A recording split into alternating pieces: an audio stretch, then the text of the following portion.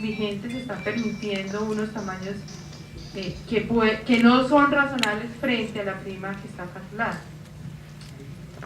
Que tengan autonomía para organizar la red de servicios de tal manera que se pueda exigir calidad y oportunidad al menor costo. Esas son las normas de un manejo eficiente del riesgo.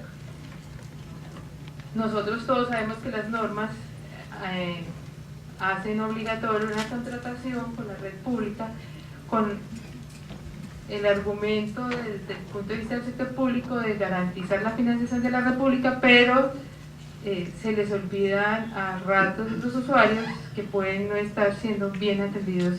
Hoy lo mencionaban ahora por la mañana. Y la reducción de los gastos de administración.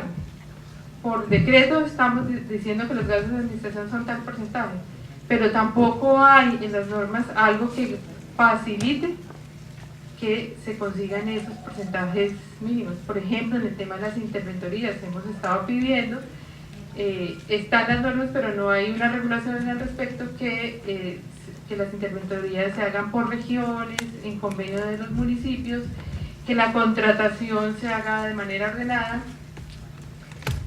El 294 ni menciona la UPC ajustada por región, es una responsabilidad y un reto para el Consejo abordar el tema. Para evitar la selección adversa, el 244 hablaba de proteger las bases de datos y eso no se está haciendo. O sea, las bases de datos de beneficiarios y de prioritarios para la afiliación no se están protegiendo. Hay algunas entidades territoriales que siguen afiliando específicamente a los pobres y eso debería, a los muy enfermos, es aleatorio, de eso se trata una prima, o ajustemos la prima en función del mayor nivel de siniestralidad. Esa puede ser la otra elección. Y los números mínimos han disminuido sin análisis de viabilidad de la prima. Se puede quedar una sola, si una ARS se queda en una sola región, no le exigen 300.000 afiliados mínimos, le exigen 100.000, que puede ser suficiente en algunos municipios porque la siniestralidad o el gasto médico es reducido en una región, pero para Bogotá, por ejemplo, no sería suficiente y manejable con 100.000 afiliados. Eso está en el decreto 506.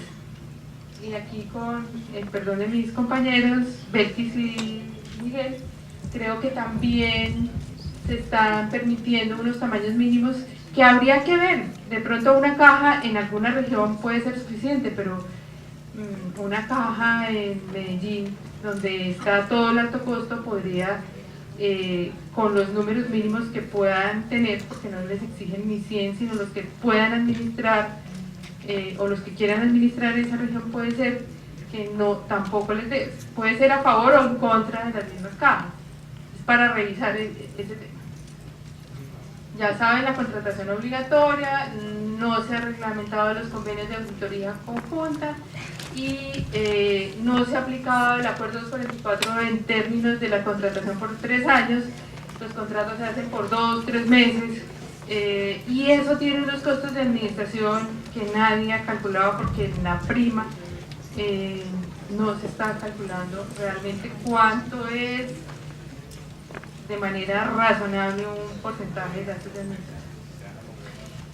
Pasamos al segundo punto y son los criterios para la definición de regiones. Aquí sí hay mucha diferencia entre lo que el acuerdo 244 planteó y lo que está en el 294.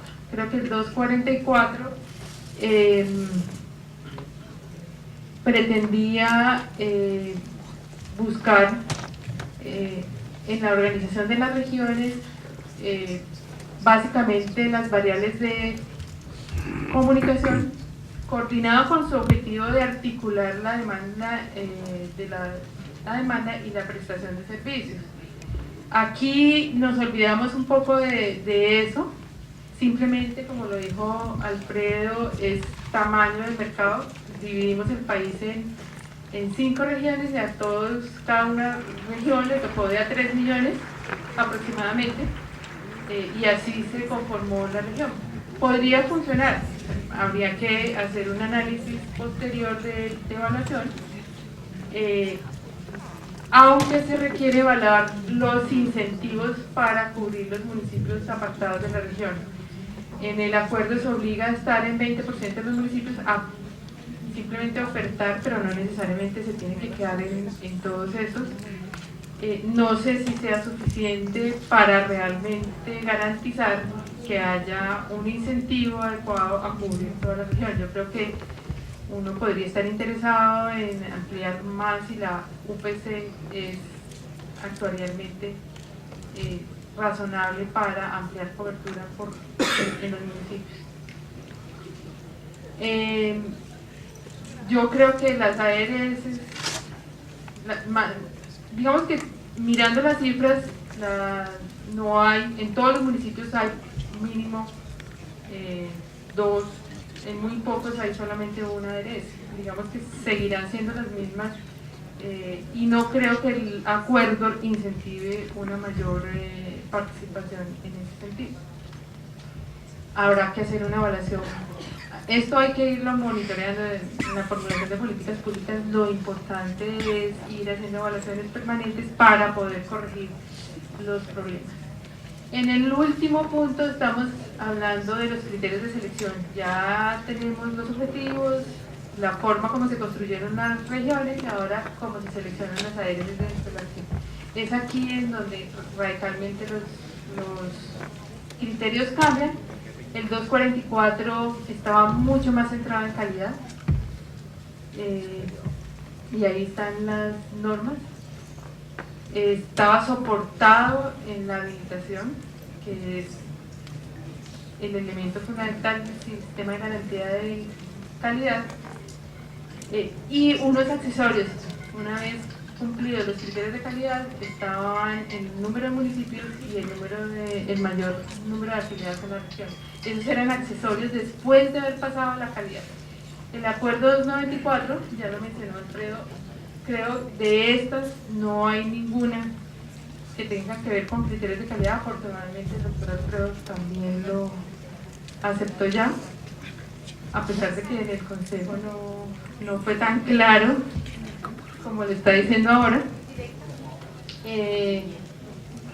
Tal vez uno diría, de todos esos realmente criterios de calidad, uno podría ser más cercano desde la Defensoría del Pueblo.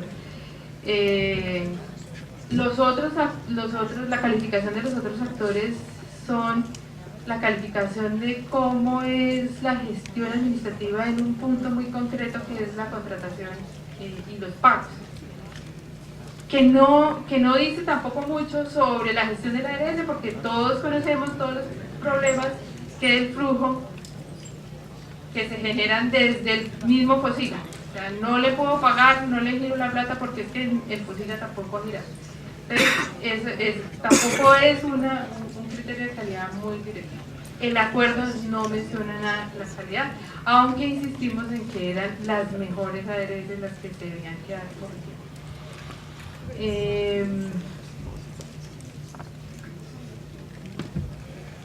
O sea, ¿cuáles faltaron más? Los criterios de calidad, mayor énfasis en calidad objetiva que deben cumplir las ARS, y hacia el futuro sí deberíamos insistir en que realmente en las regiones, ahí yo creo que el problema básicamente es que la habilitación se está demorando, y todo el proceso con la Superintendencia Nacional de Salud ha tomado más, y me imagino que ahora pueden estar pidiendo un decreto porque ya la nueva plazo para entregar resultados se vence mañana, y todavía no vemos resultados. Yo creo que hacia el futuro tenemos que trabajar mucho más en calidad.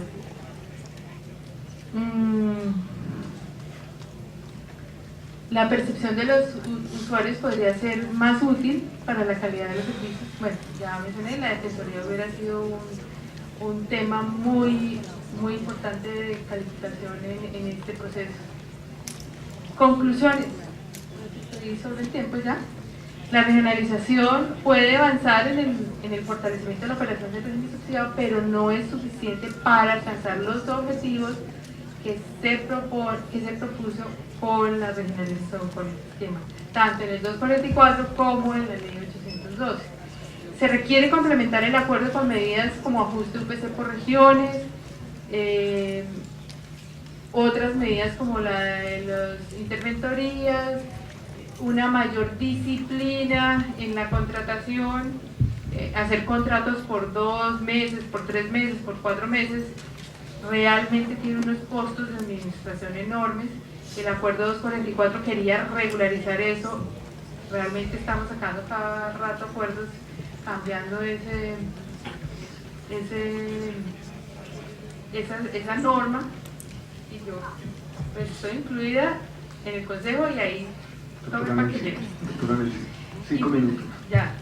Impulsar la calificación objetiva de las ARS y su difusión entre la población y hacer más fuerte y equitativa la vigilancia para eliminar el sistema de las ARS que no cumplan las condiciones mínimas para operar. Y ese es un punto en donde la vigilancia y control debe ser realmente igual para todos.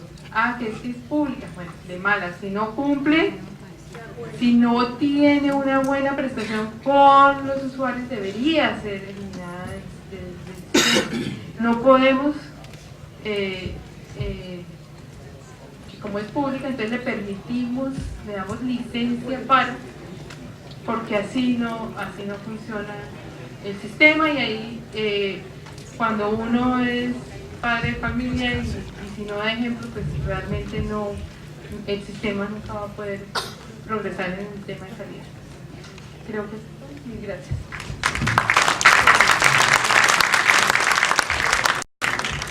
Muchas gracias, doctora Nelson. Damos el uso de la palabra al doctor Miguel Oprini, representante de las casas de compensación.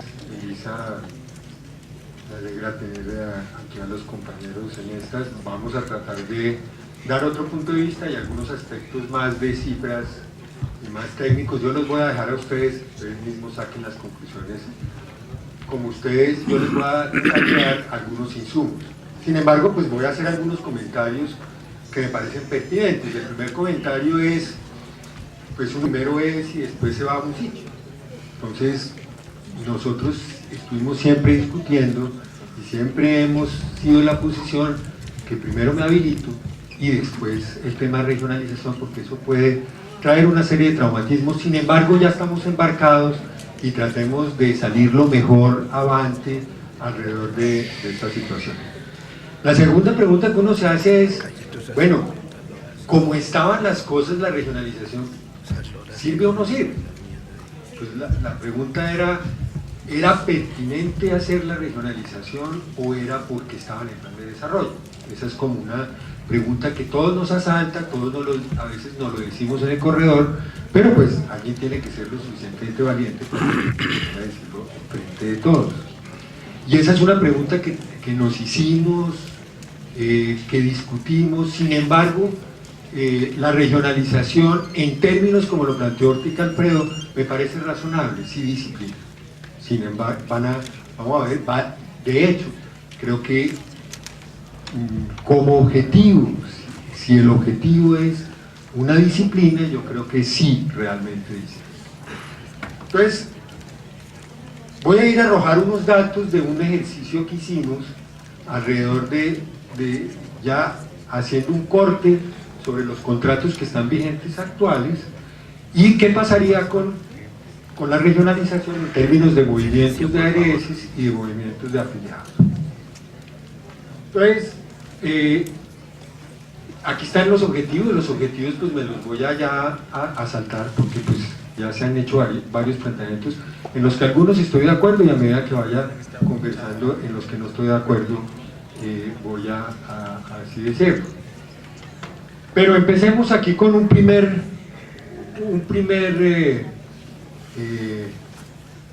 dato general. Tenemos nuevas ARS que aplicaron y que no quedaron en 6. Operaban y aplicaron y no quedaron 4. Ya estaban operando, aplicaron la regionalización y no quedaron 4. Operaban y no aplicaron 18. Y nuevos que aplicaron y quedaron 5. y estoy hablando claramente de regionalización, no estoy hablando del país entero, sino por regiones. Entonces lo que estoy diciendo con eso es, esto arma un pequeño bochinche. El primer bochinche es que hay 208 municipios que van a tener que hacer ajustes en un momento muy próximo que tiene que ver con las prórrogas de los contratos. O sea, en 208 municipios, ya con los datos que hay en este momento, habrá afiliación excepcional.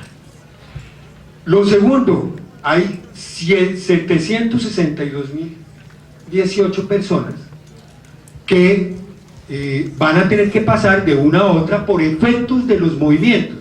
Cuando uno toma las cifras ya globales, gordas, pues no ve esos movimientos, pero cuando ya se mete región por región, municipio por municipio, entonces empiezan a salir estos datos. Puede haber algunos errores, hicimos el ejercicio y puede haber algunos errores aquí, digamos de más o menos algunas cifras, pero básicamente los datos generales son esos. Entonces empecemos a mirar la zona norte y vamos mirando por zonas.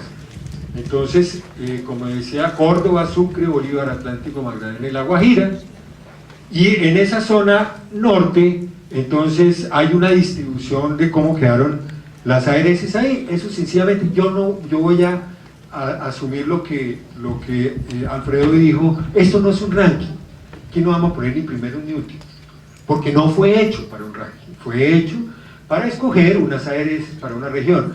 Y valga la pena decirlo para efectos de que no se utilice como ranking y como información al usuario para efectos de afiliación, porque es que esto no le da información al afiliado de si la ARS es buena o no es buena, porque los efectos son completamente distintos. Entonces es un primer alcance de esta calificación de regionalización. La calificación era para que quedaran los 15 que debían quedar ahí, o los 18, o los 20 cuando se suman y se restan. ¿Y qué pasó en este aquí? Entonces aquí, esta es la distribución, los nuevos y que no salieron, los que aplicaron y los que salieron, y aquí tenemos la cifra para esta región de 18 municipios en donde hubo movimientos y que significa el movimiento de 93.013 personas. Digamos que la zona norte pues no es, digamos, dramática. La zona nororiental, entonces tenemos en esa zona nororiental, aquí los movimientos que tenemos, 3, 1 y 4, o sea, no aplicaron 4 que ya estaban ahí y decidieron, no, yo allá no me meto. En términos de disciplina creo que sirvió. ¿Por qué? Porque la misma regionalización hizo que las mismas ARS en un momento dado tomaran la decisión de decir, yo no me voy a meter en esa región, y tuvo que decidirse por 1, 2 o máximo 3 regiones, exceptuando Capricornio. Pero todas las demás tuvieron que tomar esa decisión. En ese sentido, nosotros creemos que sirve, ordenó, disciplinó e hizo pensar a cada una de las ARS en dónde le convenía mejor estar. Y aquí, esto sí ya tiene un significado más importante, porque en esta región ya tenemos casi 300.000 personas que van a tener que moverse muy rápidamente en este periodo de aquí a octubre, que se van a tener que ajustar, y 89 municipios de esa región. Eso digamos que es una cifra que para una región puede ser relativamente importante. Para la región noroccidental, entonces tenemos, estos son los movimientos, aquí no hay nuevos, no salieron, aplicaron y no salieron 2, no aplicaron, nuevos y salieron, y en esta zona nosotros tenemos 75.000 personas y 28 municipios.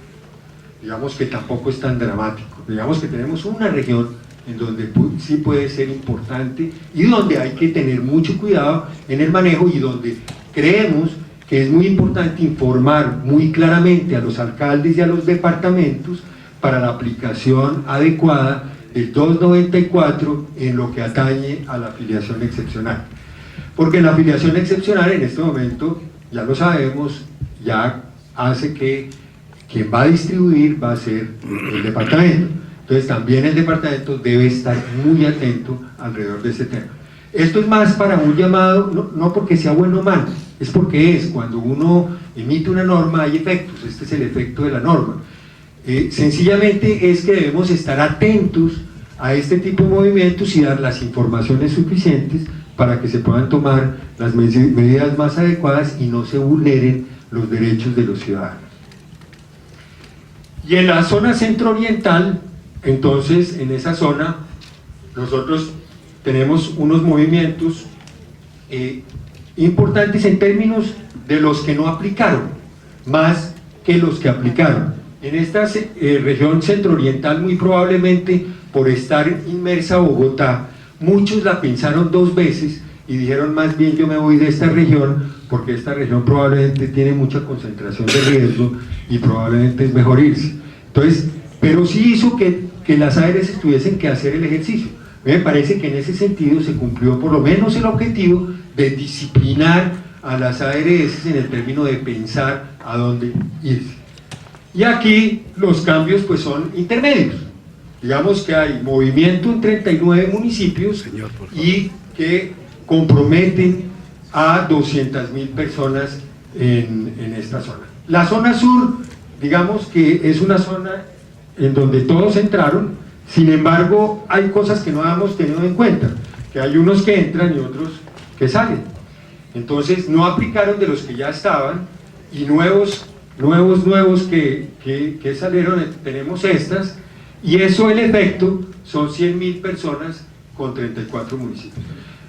En conclusión aquí de los datos, tenemos dos regiones en donde es muy importante estar atentos a la afiliación excepcional, si se va a hacer afiliación excepcional, porque creo que es necesario, si se va a hacer para el 1 de octubre, tendrá que hacerse afiliación excepcional, y para esa afiliación excepcional, que es una asignación forzosa, como así pero se llama afiliación excepcional, pero es una asignación forzosa que se hace con las reglas del 294, que se haga de la manera más transparente posible para efectos del afiliado. Y ahí nosotros tenemos una reflexión. Nosotros hemos sido unos defensores acérrimos de la libre elección. Y nos parece que debemos ir avanzando cada vez más a la libre elección de aseguradores, a la libre elección de prestadores. Y es necesario que este tipo de situaciones, lo entendemos que ocurre ahorita y que va a ocurrir de nuevo con la habilitación, sin lugar a dudas, porque la habilitación a muchos de los que ya están ahí, no sé si a muchos, pero a algunos por lo menos, muy probablemente algunos de los que están ahí, los va a sacar y va a haber otra vez una remesón de estas, que no significa que entren o salgan muchos, sino con que salga uno ya toca hacer todo ese movimiento, y están una serie de afiliados que están de por medio alrededor de este tema. Muy bien, entonces como consideraciones, se afectan, la regionalización de hecho ya tiene un impacto, afectó 208 municipios y 750.000 personas que ya están afiliadas, de hecho ya las afectó. Esas personas van a tener que cambiar forzosamente de ARS. Lo segundo, hay un riesgo de traumatismo en la operación inmediata del municipio. Cuando estamos en la nación nos cuesta mucho trabajo entender al departamento y al municipio, y a veces no nos ponemos en la carne del alcalde, en la carne del secretario de salud, en la carne del secretario de salud departamental. Nelcy hablaba de los contratos, en la carne de los departamentos que tienen que estar pendientes, y en muchas otras circunstancias de la minucia de la operación, pero que es el momento de verdad. Es que ese es el momento de verdad. Incluir a las personas en el régimen subsidiado, eso no es nada. El momento de verdad es cuando están incluidos en un contrato y empiezan a ejercer su derecho de acceso efectivo a los servicios de salud a través de un aseguramiento. Yo digo aseguramiento, siempre digo no, porque creo que en este momento ya no existe el aseguramiento, existe una administración, pero digamos que en un aseguramiento o en un planteamiento de aseguramiento, y en ese sentido entonces tenemos que tener siempre la consideración de tiempos, de movimientos, de operación que ocurren tanto en el departamento como en el municipio. Muy bien, Existe el riesgo que se utilice la calificación como ranking para los procesos de afiliación. Sería un error craso. A las cajas de compensación familiar les iría muy bien, porque les fue muy bien en el ranking a la mayoría, en el ranking, en la calificación que hay aquí, pero es que ese no es el objetivo. Y nosotros pensamos que no debe utilizarse y que se debe dar un instructivo a los alcaldes y a los secretarios con la finalidad de que no se utilice como ranking y como información al afiliado para efectos de información de afiliación. La información para la afiliación debe ser o un verdadero ranking, se puede utilizar el ranking de la Defensoría, o debe utilizarse alguna calificación objetiva que se haya hecho a través de la interventoría de contratos, y se debe sobre todo darle elementos de red y de calidad para que el usuario o el potencial beneficiario pueda decidir libremente alrededor de eso. Entonces esa es una tentación que va a ser muy grande. Creo que no lo vamos a conseguir, siempre alguien va a utilizarlo, pero pongamos todo el esfuerzo para efectos de que las personas no lo utilicen para ese efecto. ¿Cuál es el proceso a seguir? Aquí hay un proceso que yo me pregunto. En este momento estamos ya en afiliaciones, o prácticamente en afiliaciones. Entonces ahí hay un tema de, se necesita ser muy expedito para efectos de que las personas que se estén afiliando no se estén afiliando con quien no se deben afiliar, porque es que ya no existe, porque no va a estar en la región. Entonces ese es un elemento que hay que tener en cuenta. Y el otro elemento que hay que tener en cuenta es que es posible que existan algunas ARS que para efectos de regionalización se aplicaron a un municipio, pero no estaban debidamente inscritas por la Superintendencia Nacional de Salud y estaban esperando la habilitación, y que es un elemento que creemos que es necesario resolver para efectos de que los alcaldes puedan inscribir o no, o hacerlo legalmente a esa ARS para que pueda el afiliado elegir libremente alrededor de ese caso. Adicionalmente a eso, pues yo no sé cuál es el alcance de la prórroga de los contratos del 297 de 2005 si no logramos que pasemos, que tengamos ya en firme la regionalización al 1 de octubre. Porque yo creo que en ese sentido, si no se va a tener, es tener listo la posibilidad de que se prorrogaran con las personas que están y la regionalización entrara en vigencia a partir del 1 de abril del 2006. Entonces, conclusiones. Yo creo que sí desestimuló algunas ARS y las puso a pensar. Algunas que se estaban metiendo en sitios por meterse, otras que se estaban metiendo de forma no santa, y otras que tuvieron que pensarlo dos veces para efectos de poder manejar adecuadamente sus finanzas. Entonces yo creo que sí sirvió para eso. Centró algunas ARS desde el inicio del proceso, las hizo que esa ARS estuviera ya concentrada en mirar y en buscar estrategias para meterse en una región o en otra región. Creo que en ese sentido también sirvió. En relación a la concentración, yo creo que eso es relativo. Yo creo que no estoy muy seguro que vaya a concentrar, y además concentrar en regiones tan grandes y además tan distintas. Si uno ve la región noroccidental, pues Chocó no tienen nada que ver con Antioquia o con el eje cafetero. Entonces cuando uno ve ese tipo de situaciones, de golpe debíamos pensar en una UPC diferencial ajustada a la proporción de acuerdo a la siniestralidad y a la dificultad que pueda tener de acuerdo a los departamentos que compongan a la región. Nosotros siempre desde las cajas hemos sido más de departamento, entonces ha sido históricamente la forma como funcionamos, aun cuando a algunas les han querido salir a incursionar en otros. Sin embargo, la gran mayoría han querido mantenerse dentro de los departamentos, y creemos que se van a mantener dentro de los departamentos porque además articulan muchísimos de sus servicios dentro de una visión mucho más holística de protección social. Y hay un tema que queda aquí en el aire con los 298. ¿Cuál es el rol de los municipios en este rollo. Se regionalizó, pero al fin y al cabo el contrato lo hace el municipio. Y el rol queda ahí en términos de que le falta el formalismo para que el municipio pueda saber exactamente cuál es ese rol que él tiene en términos de si va a inscribir o va a seguir armando la junta de licitaciones, o si va a armar la junta de licitaciones, inscribir y además evaluar a las ARS, o sencillamente la que está autorizada le verifica la red de servicios, la inscribe y bajo un acto administrativo como debe ser, saca cuáles son las ARS que están administrando el régimen subsidiario. Pero yo creo que eso es muy importante que quede en blanco y negro, pero muchísimo mejor a través de un acto administrativo por parte del Ministerio de Protección Social. Propuestas: clarificar el rol de los municipios en la inscripción, la vigilancia y control efectivo a la corrupción. Creo que la regionalización no sirve para nada, personalmente, en términos de la corrupción.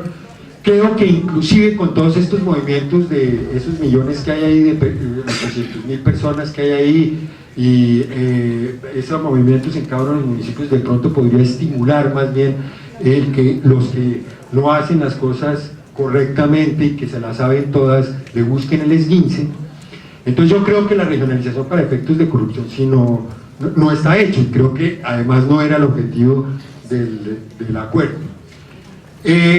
Nosotros proponemos que decidamos rápido, porque es que ya estamos terminando la primera semana de septiembre, entonces, y eso pasa volando. Y entonces tenemos que definir, porque el Consejo Nacional de Seguridad Social tendría que definir si se hace, si el proceso de habilitación entra en vigencia más adelante o entra en vigencia. Nosotros lo proponemos así, porque siempre hemos creído que primero es importante vivir y después saber en dónde uno vive. Y eso es más o menos lo que significa habilitarse y regionalizarse. Entonces, en ese orden de ideas, nosotros siempre lo hemos visto así, siempre lo hemos planteado así, y creemos que es el orden de las cosas que nos permita ajustar muy rápidamente, porque si no nos va a tocar 3 vueltas. Una, regionalización, estos ajustes que les estaba diciendo. 2, habilitación. Entonces, habilitación también tiene otros ajustes. Y 3, ajustes de la regionalización al resultado de la habilitación. Entonces tendríamos 3 vueltas, que creo que la podríamos hacer en 2, pero al derecho. Entonces es como nuestra propuesta. Y aquí hay un tema que oiga, mire, estoy de acuerdo con varios de las personas que han hablado hoy, en términos de que si no llegamos en algún momento en donde paramos el desenfreno furioso, terrible de hacer normas, vamos a tener problemas, vamos a tener situaciones muy serias. Oiga, no hemos dejado madurar el sistema y ya lo queremos cambiar. Un sistema a 10 años no es nada, para un sistema general de seguridad social no es nada, y no lo hemos dejado ni siquiera madurar, porque en los 10 años no ha habido ni un solo año en régimen subsidiado en particular, porque el régimen contributivo ha sido un poquito más estable, en que no se haya cambiado muy importantemente, en algunas veces mucho más importantemente, como el 1804, pero muy importantemente la operación del régimen subsidiado. Entonces, la petición es una petición de corazón, de alma, para que esto funcione. Cuando las personas ya más o menos, el ciudadano sabe cómo está funcionando, nos dio por cambiar. Cuando ya el ciudadano estaba con el tema de moda de ahora de empoderamiento, ya estaba sabiendo ya la simetría de la información que hablaba el representante esta mañana, ya estaba más bien cerquita, ¿no? Le vamos a cambiar todas las reglas de juego. Entonces, pensemos seriamente qué queremos y démosle un tiempo y una estabilidad normativa. Esperemos que la regionalización pues está proyectada a 2 años y medio, a 3 pues, o 2 años y medio, y que el otro proceso de regionalización, ya con el aprendizaje que nosotros hayamos tenido de lo ajustemos, pero no le ajustemos más a la regionalización de aquí a 2 años y medio. Porque es que yo ya me veo en enero con cambio en el 298 alrededor de eso. Creo que es un tema central porque nos hemos vuelto algunos, para algunos nos ha ido muy bien, porque a los asesores nos termina yendo muy bien cuando cambian las normas, pero al ciudadano normalmente le suele ir muy mal. Muchas gracias a todos y les dejo esas cifras para que reflexionen. Salud en representación de los usuarios.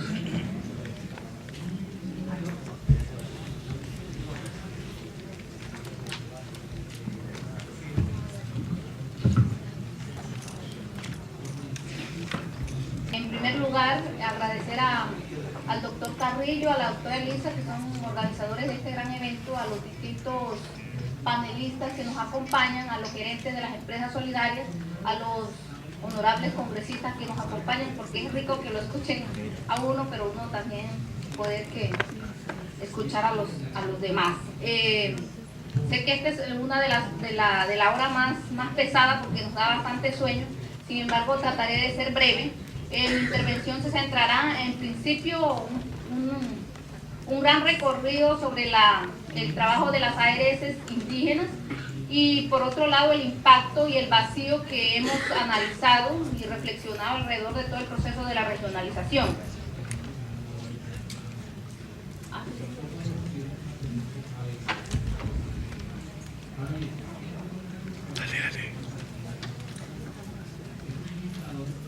Bueno, como ustedes todos saben, Colombia es un país totalmente diverso y existe toda una normatividad existente, 84 pueblos asentados en 218 municipios y departamentos, 64 idiomas.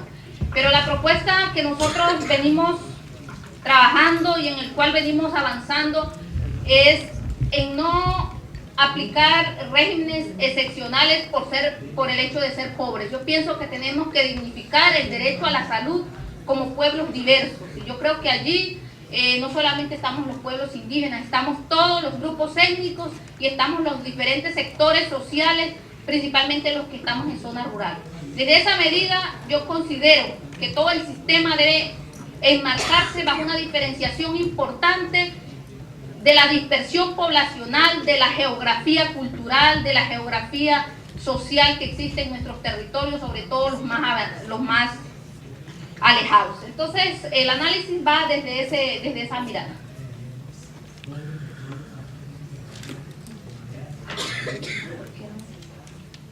Acá. Ahí pueden ver la distribución de los grupos étnicos en el país. Estamos dispersos totalmente, sobre todo en la parte de la Amazonía y Orinoquía existe una concentración de cantidad de pueblos, más de 60. ¿Cómo hemos venido avanzando dentro de la salud integral e intercultural?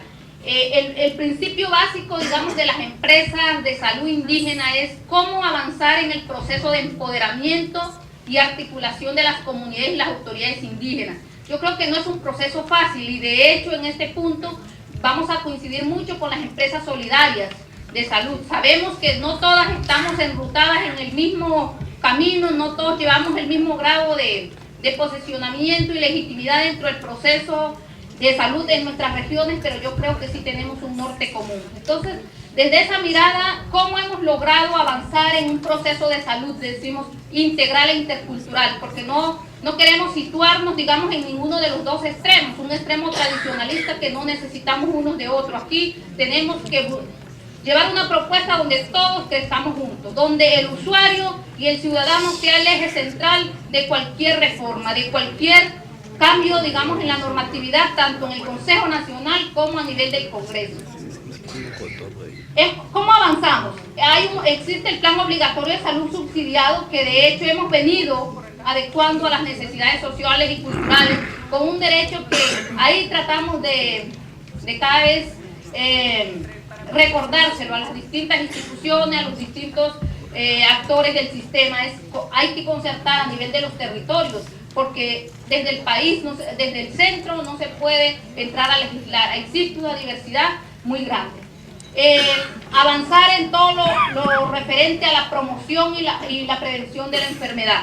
Yo creo que en eso los pueblos hemos insistido, cómo avanzar en la salud pública, cómo avanzar en la salud colectiva, donde todos estemos inmersos, no solamente el que tenga un subsidio el que no lo tenga, sino que debe mirarse de manera integral la salud.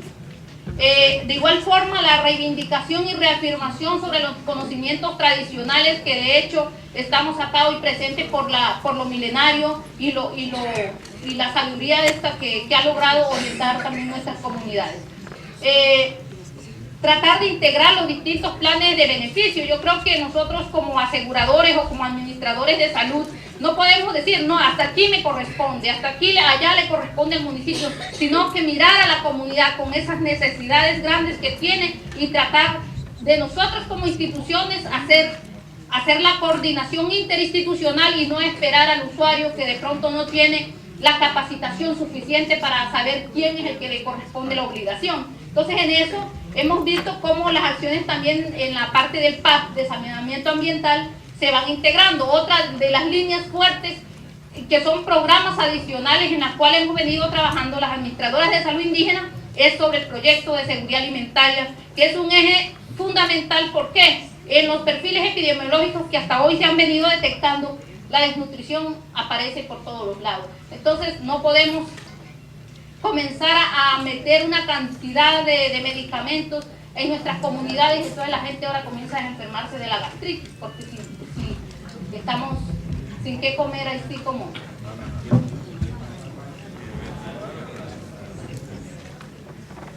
Bueno, aquí está toda la normatividad, ¿no? La ley 21, la ley 691 y otros decretos importantes para efectos de exigir el derecho.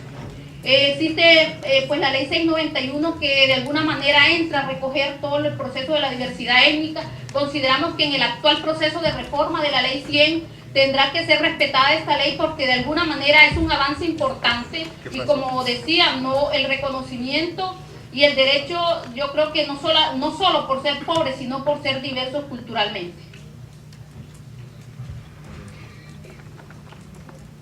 Las experiencias que se han tenido importantes en este proceso de aseguramiento y de los operadores en salud de los pueblos indígenas es precisamente el empoderamiento y la capacitación permanente de las comunidades y sus organizaciones en el proceso de aseguramiento, la participación ciudadana y comunitaria. Yo creo que este es un punto fundamental donde considero que debemos compartir mucha experiencia, el empoderamiento de la persona, del ciudadano para exigir su derecho, porque a veces quedamos condicionados a las capacitaciones también que en muchas ocasiones algunos operadores hacen para que el usuario exija o no su derecho. De igual forma, avanzar en el control de la vigilancia y el direccionamiento de que estas empresas promotoras deben hacer las comunidades y las organizaciones. En este punto veíamos un vacío a nivel del proceso tanto de regionalización como habilitación. ¿Por qué? Porque consideramos que una empresa es solidaria, es indígena en la medida que articula las comunidades, cuando tiene un control y vigilancia de la comunidad, de la autoridad. Pero de lo contrario, pues yo aquí también soy un gremio económico muy fuerte que trato de crecer, ¿cierto? Obviamente estamos en el mercado, tenemos que tener un gran equilibrio, pero la idea es que se nos haga un control y quienes son nuestros usuarios y quienes son nuestros dueños tiene que darse ese espacio precisamente para que se dé. Ese hace parte uno de los puntos en los cuales nosotros hemos venido avanzando. De igual manera, la prestación de servicios de manera extramural, porque de hecho ustedes saben que los hospitales están concentrados sobre todo en las cabeceras municipales, pero el ejercicio que se ha hecho es cómo se sube hasta lo más alto. No sé si algunos de ustedes conocen hasta allá, hasta la Nevada de Nabucima, que hacia arriba, que allá nadie ha llegado en absoluto. Son 12 horas, 2 días de camino y se ha hecho un ejercicio importante de llevar allá también la prestación del servicio. Otra de las experiencias es cómo avanzamos en un modelo de atención en salud intercultural que permita accesibilidad y oportunidad de los servicios de salud. Cuando estamos hablando de un modelo de salud intercultural, nosotros no estamos supeditados, y yo creo que eso también es un punto importante, a lo que me corresponde a mí del POC, y el resto yo me desentiendo totalmente de la gente. Yo creo que es precisamente el acompañamiento, si es indígena, un guía bilingüe, si es ya va para segundo, tercer, cuarto nivel, una casa de paso con su acompañante, hace parte de una adecuación de servicios que es fundamental para la oportunidad y la accesibilidad del servicio. Que eso tenga unos costos adicionales, eso hay que discutirlo en otros espacios, pero yo creo que en esto es cómo avanzar en un modelo de atención realmente que recoja las necesidades de la gente y de las distintas poblaciones en cada una de las zonas. Se ha logrado avanzar en la información de los perfiles epidemiológicos, en los censos poblacionales. Las empresas aseguradoras indígenas han apoyado mucho en el proceso de identificación también, que si nosotros hubiéramos dicho, no, es que a mí eso no me corresponde a la registraduría, pues también habría una mayor población de indígenas sin identificar. Sin embargo, vemos que todo esto es un engranaje, es una necesidad fundamental y de hecho se viene haciendo.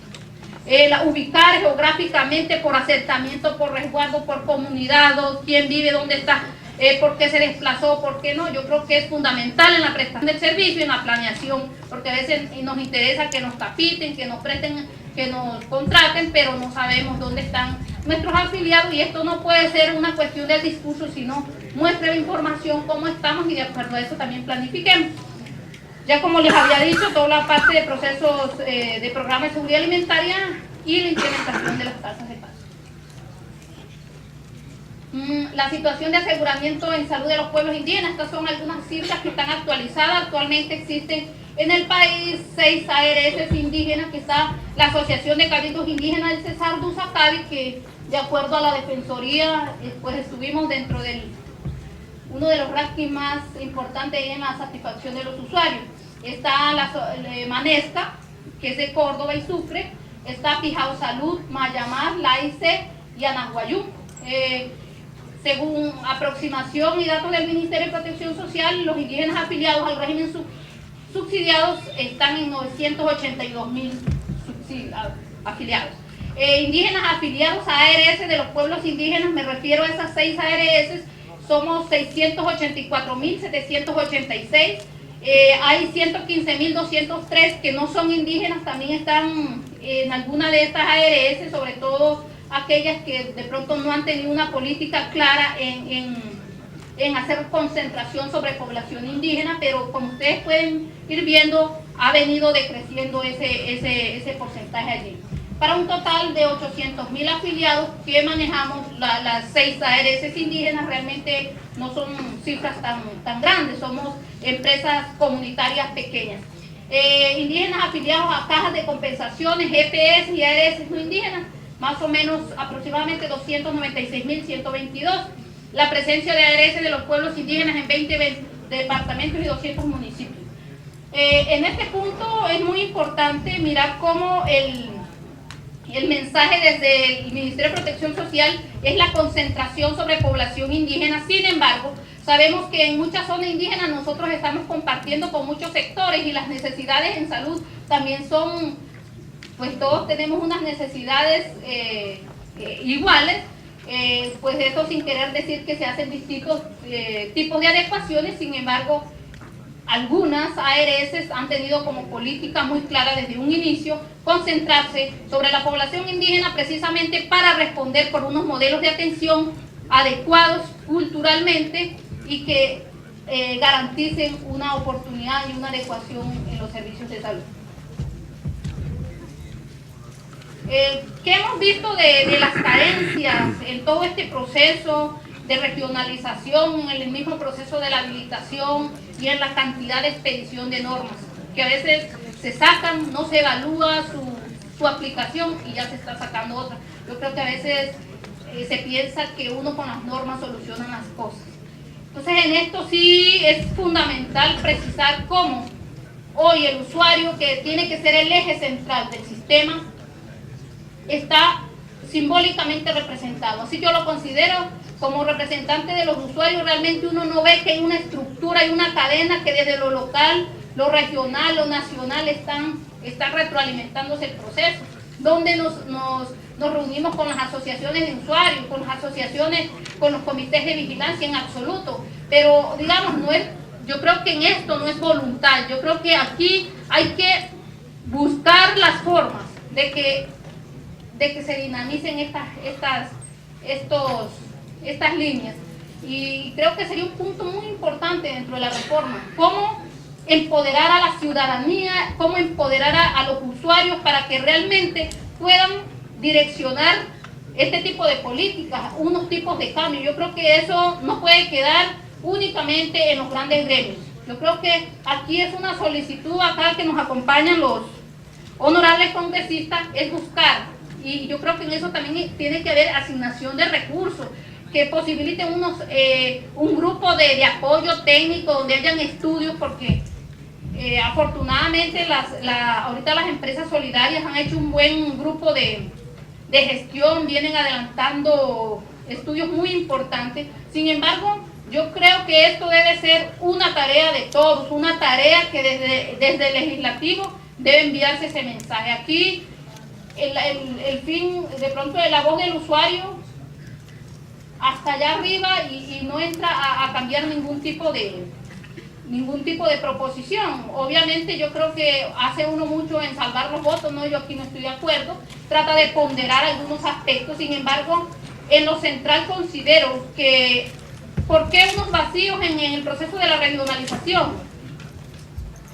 Porque no existen unos estudios técnicos claros que realmente entren a recoger las necesidades de las comunidades, de las asociaciones de usuarios, incluso los mismos estudios de satisfacción al usuario, cómo se ven reflejados allí. Nos decían, no, es que esto aquí no está mirando ningún tipo de ranking, pero ustedes saben que ese es el mensaje que está recibiendo la comunidad. Uno de pronto lo analiza desde otro punto de vista y dice, no, eso no es ranking, ese es un acomodamiento aquí de las empresas. Sin embargo, la mayor parte de la comunidad está recibiendo otro tipo de mensajes. Entonces yo sí creo cómo trabajar de manera coordinada con los órganos de control. En eso tiene un trabajo muy importante la Defensoría, ahorita la Contraloría, de empoderamiento de la participación ciudadana. Yo creo que en esto somos capaces y hay que generar toda una red que posibilite que desde lo local podamos llegar hacia lo nacional. Y entonces eso es tarea de todos y las empresas solidarias creo que podemos ayudar, contribuir mucho, habiendo espacios locales, porque estamos participando en las distintas partes. No podemos negar todo el proceso de dificultades por todo el conflicto que se está dando, el fraccionamiento en la atención de la salud y la expedición de muchas normas técnicas operativas que desconocen esta diversidad étnica y cultural del país. Yo en eso quiero ser reiterativo, porque el derecho a la salud se está dando por el único significado de ser, no, sí, que pobrecitos. Yo creo que en esto también somos capaces de entrar a hacer propuestas que generen política pública. Entonces yo creo que aquí es un llamado a que por favor nos unamos, que generemos espacios orientados a todo esto. Ausencia de espacios interculturales que permitan consensos y la gestión y formulación de políticas públicas. De igual forma, uno ve un exceso de normas técnicas enfocadas a la rentabilidad económica. Si yo reviso un poco la cantidad de normas que se han venido expidiendo, uno dice, bueno, aquí, ¿qué es lo más importante? El operador como tal, el plan de beneficio que va directamente a beneficiar al usuario. Aquí, ¿qué es lo importante? Entonces, yo sí creo es cómo avanzamos dentro de unos planes de beneficio más integrales.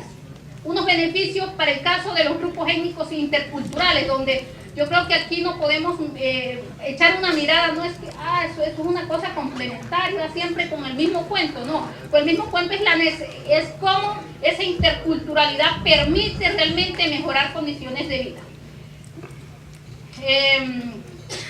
De igual manera, no podemos desconocer muchas ARS y EPS sin ningún tipo de compromiso social, responsabilidad pues importante en todo esto.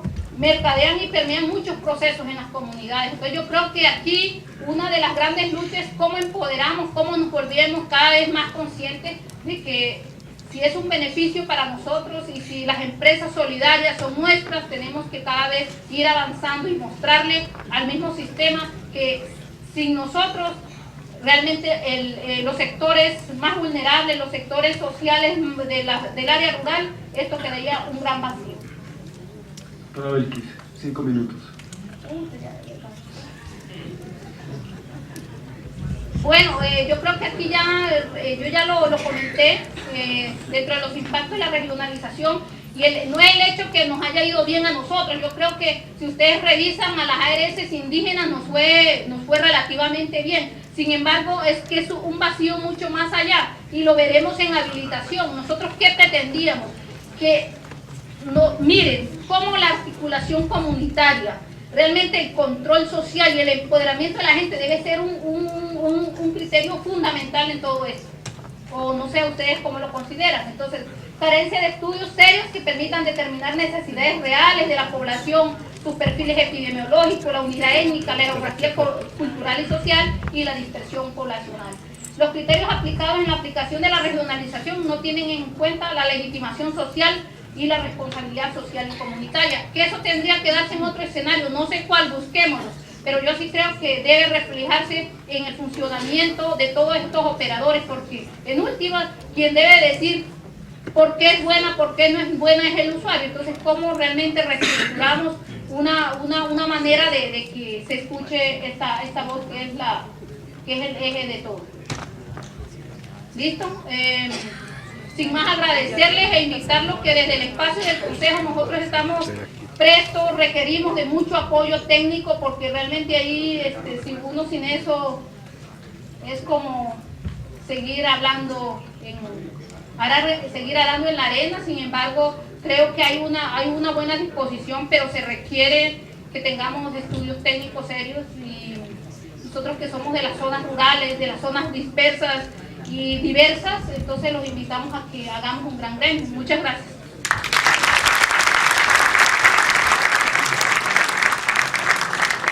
Doctora Belkis, muchísimas gracias por su intervención.